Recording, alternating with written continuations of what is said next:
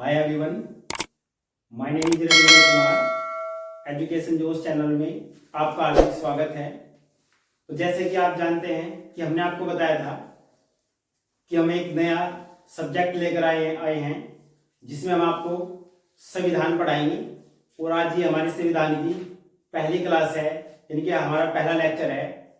और जैसे कि मैं आपको पहले भी बता चुका हूँ कि संविधान के जो क्लासेज है, ये क्लास आपके यूपीएससी, पीसीएस और राज्य की कोई भी परीक्षा, जैसे आपके Uttarakhand PCS, RO, ARO, railway, SSC, UP लेखपाल, ऐसे आपके जितने भी कंपटीशन के एग्जाम होते हैं उन सभी के लिए ये आपके लिए रामबाण साबित होगी।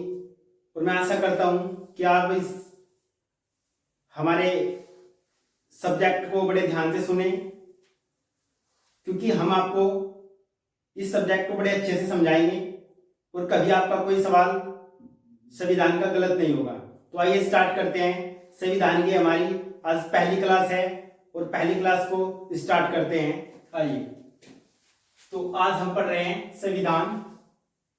पहले आपको जानना होगा कि संविधान होता क्या है। तो संविधान को पढ़ने से पहले आपको संविधान के बारे में, या जो हमारी राजनीति है, राजनीति शास्त्र के जो जनक हैं उनके बारे में आपको समझना होगा। तो सबसे पहले हमारे जो अरस्तु महोदय हैं, इन्हें राजनीति शास्त्र का जनक कहा जाता है। यानी कि जो हमारा जो आज का आधुनिक आप संविधान पढ़ रहे हैं, उस संविधान का जो विचार सबसे पहले आपका अरस्तु महोदय ने रखा। यानी कि राजनीति शास्त्र के जनक के रूप में हम अरस्तु जी को मानते हैं। इसके बाद इनका एक प्रसिद्ध कथन है। इन्होंने बोला है कि मानव प्रवृत्ति से राजनीतिक पशु है। तो आपके जो अरस्तु महोदय हैं बोलते हैं, इनका एक फेमस कथन है कि मानव प्रवृत्ति से एक राजनीतिक पशु है। उसके बाद हम आपको बताएंगे कि संविधान क्या होता है। अब आइए, हमारा जो मेन उद्देश्य है, जो हमें सब्जेक्ट पढ़ना है, उसके बारे में हम आपको बताते हैं कि संविधान क्या होता है। संविधान वह दस्तावेज है, या बोल सकते हैं कि संविधान वह लिखित दस्तावेज होता है जिसमें जनता एवं सरकार द्वारा पालन किए जाने वाले नियमों एवं अधिनियमों को निरूपित किया जाता है। अब यहां पर आप ध्यान से समझिए संविधान क्या होता है। यानी कि संविधान वह लिखित दस्तावेज होता है जिसमें जनता और सरकार द्वारा पालन किए जाने वाले नियम और अधिनियमों को निरूपित किया जाता है या बताया जाता है। अब आपको समझना होगा कि अधिनियम क्या होता है, क्योंकि अधिनियम जब मैं आपको संविधान पढ़ाऊंगा, आगे नेक्स्ट जो आपकी क्लासेज होंगी उनमें मैं आपको अधिनियम बताऊंगा, तो आपको अधिनियम को समझना होगा। क्योंकि यहां पर क्या होता है, संविधान को समझने से पहले आपके पास संविधान की जो टर्मिनोलॉजी होती है, शब्दावली होती है, वो आपको यहाँ पर समझनी होगी। मैं शब्दावली के लिए भी एक क्लासेस लेकर आऊंगा, बट पहले मैं आपको जाना अच्छे से इन शब्दों को, या हमारी जो स्टार्टिंग की क्लास है उससे आपको जाना समझाना शुरू करता हूं। तो अधिनियम क्या होते हैं? अधिनियम का मतलब होता है कि जो नियम संसद द्वारा बना दिए जाते हैं, उनको लागू कर लिया जाता है, तो उनको बोला जाता है अधिनियम। यानी कि जो सरकार द्वारा नियम बनाकर लागू कर दिया जाता है उसे बोला जाता है अधिनियम। जैसे आप जानते होंगे कि हमारे संसद में कोई भी एक बिल आता है। बिल का मतलब है कि कोई भी जाना संसद का कोई भी सदन कोई कानून बनाने के लिए कोई बिल ला सकता है। उस बिल को जब अप्रूवल मिल जाता है आपका लोकसभा से, राज्यसभा से, और राष्ट्रपति महोदय इस पर सिग्नेचर कर देते हैं, उसके बाद वो एक्ट बन जाता है। एक्ट का मतलब होता है अधिनियम। तो आपको याद रखना पड़ेगा कि बिल क्या होता है। अधिनियम बनने से पहले जो प्रोसीजर होता है वो आपका बिल होता है, विधेयक होता है, और जब उसका औपचारिक रूप से अनुमोदन कर दिया जाता है तो आपका अधिनियम बन जाता है। तो अधिनियम क्या होता है? अधिनियम जो है संसद द्वारा पारित किए गए कानून को बोला जाता है। यानी कि संसद द्वारा जो कानून बनाकर लागू कर दिया जाता है उसे अधिनियम बोला जाता है। तो अधिनियमों को निरूपित किया जाता है। तो संविधान को आप अच्छे समझ गए कि संविधान क्या होता है। तो संविधान जो है किसी देश का वह लिखित दस्तावेज होता है जिसके द्वारा जनता और सरकार द्वारा पालन किए जाने वाले नियमों और अधिनियमों को निरूपित किया जाता है। उसके बाद ये सभी फैक्ट हैं, ये जो आपके लिखे गए सभी फैक्ट हैं, तथ्य हैं। इसके बाद थोड़ा आपको जाना पहले तथ्य बताना पड़ेगा, उसके बाद आपका कंसेप्चुअल क्लासेज होगी। कंसेप्चुअल का मतलब है कि आपको जाने एक अंडरस्टैंडिंग होगी और एक सीक्वेंस में आपको बातें समझ में आएगी। यहाँ पर लिखा गया है कि विश्व का प्रथम लिखित संविधान संयुक्त राज्य अमेरिका ने 1789 में अपनाया था। मतलब अगर आपसे कोई पूछे कि बताइए कि विश्व का प्रथम लिखित संविधान किस देश का था, तो आप बोल सकते हैं कि सबसे पहला लिखित संविधान आपका संयुक्त राज्य अमेरिका था, जिसमें उन्होंने 1789 से संविधान को अपनाया है। आप बोल सकते हैं कि संविधान नियम और कायदों में बहुत पहले से बंधा हुआ है। ऐसे ही जो है ना आपका अमेरिका एक सुपर पावर है। तो ये देखिए जहां पर कायदा कानून होंगे या कानून और नियम होंगे तो निश्चित रूप से वहां पर सिस्टम एक अच्छे से काम करता है। उसके बाद संविधान सभा के गठन का विचार, हमारे जो भारतीय संविधान सभा थी उस संविधान सभा के जो गठन का विचार है कि आपको संविधान सभा बनानी होगी, उसका सर्वप्रथम जो विचार है वो M.N. राय, बड़ा इंपॉर्टेंट और फेमस सवाल है। इस सवाल को बहुत एग्जामों में पूछा जा चुका है, तो इसलिए आपको ध्यान रखना पड़ेगा कि संविधान सभा के गठन का विचार सर्वप्रथम M.N. राय। M.N. राय का मतलब है कि माननीय इंद्रनाथ राय इनका पूरा नाम है।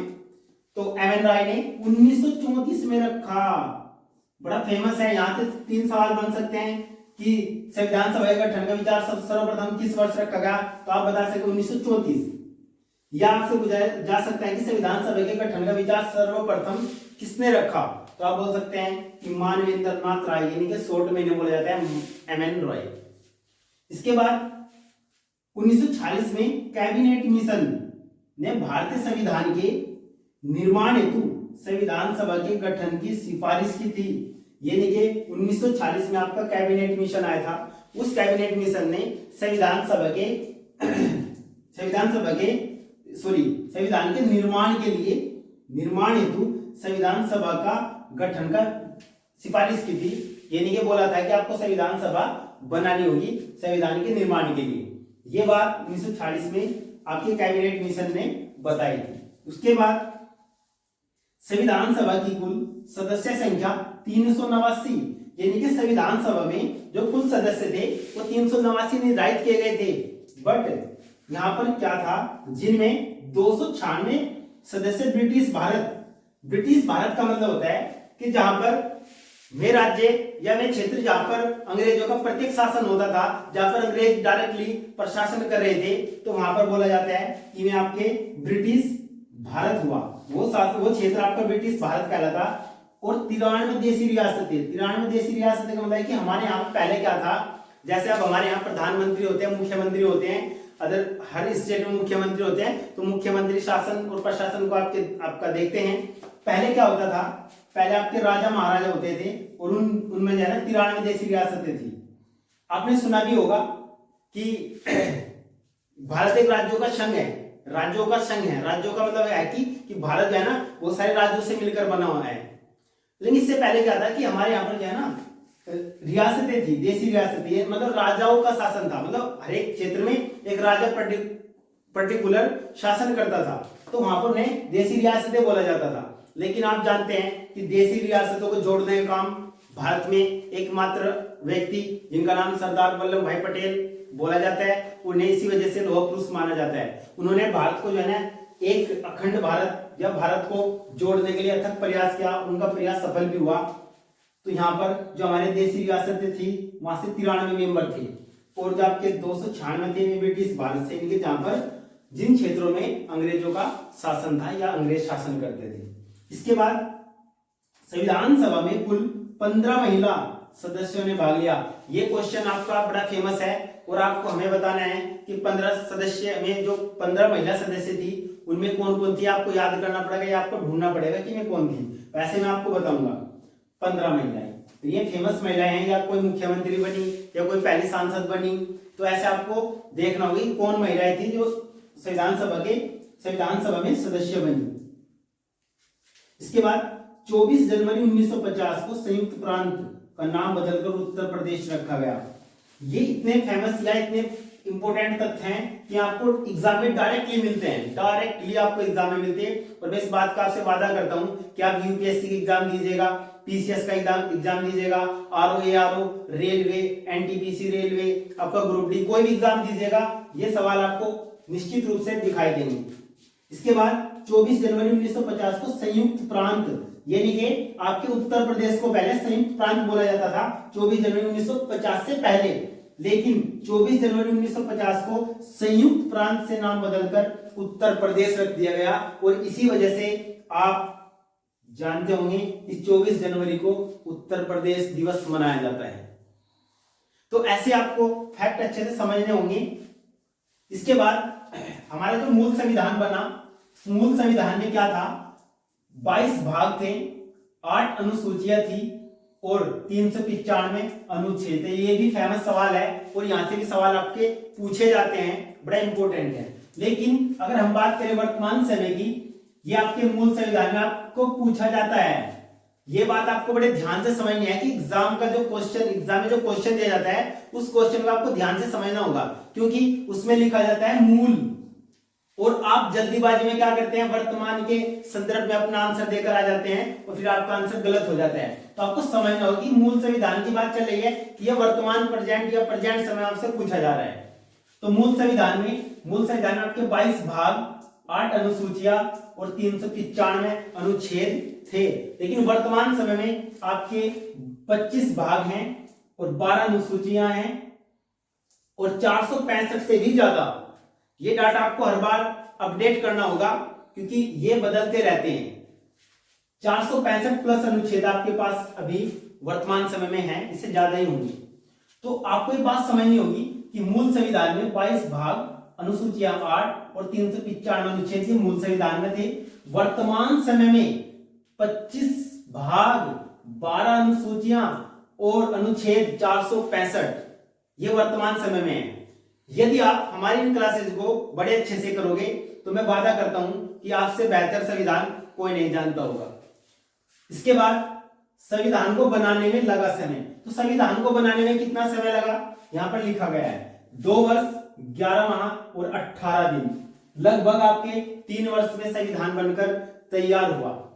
इसके बाद कुल खर्च, तो संविधान पर कुल कितना खर्च आया यह भी आपसे पूछा जा सकता है। 63,96,729 रुपए का कुल खर्च हमारे संविधान को बनाने में लगा।